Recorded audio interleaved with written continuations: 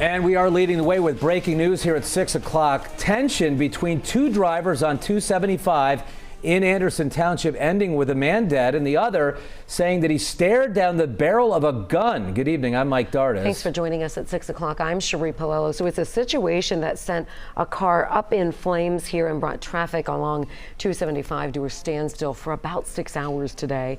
And that's where we find WLWT News 5's Todd Dykes with more on how this happened. Todd?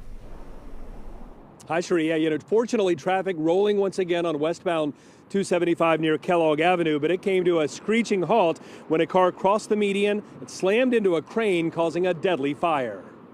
Oh my God! It literally, like a semi truck, literally smacked his car, man. I've seen the car go in flames. Like the car was in flames. Okay. It was bad. Okay.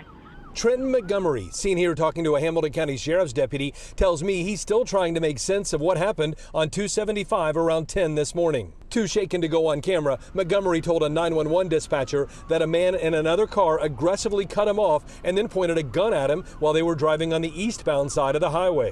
Oh my God, bro. Okay, and you said he was chasing you with a gun before he crashed?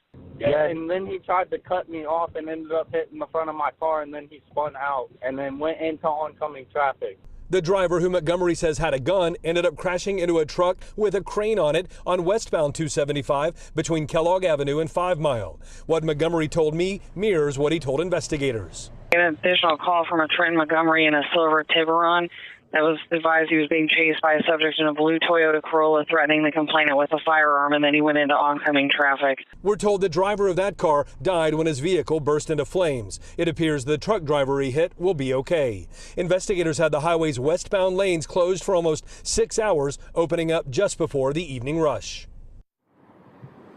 Now, deputies have not yet released the name of the man who died. They're waiting to do so until they notify that man's family. Reporting live tonight in Anderson Township, Todd Dykes, WLWT News 5. Todd, I know you were able to talk with Trenton just after he pulled off the highway. This had to be a terrifying situation for him. What did he say triggered all of this?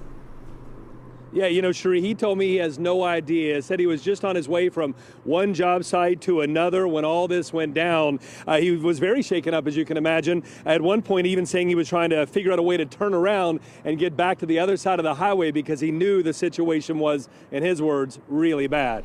Cherie? All right, Todd Dykes leading the way on that breaking news for us tonight. Todd, thanks for the update.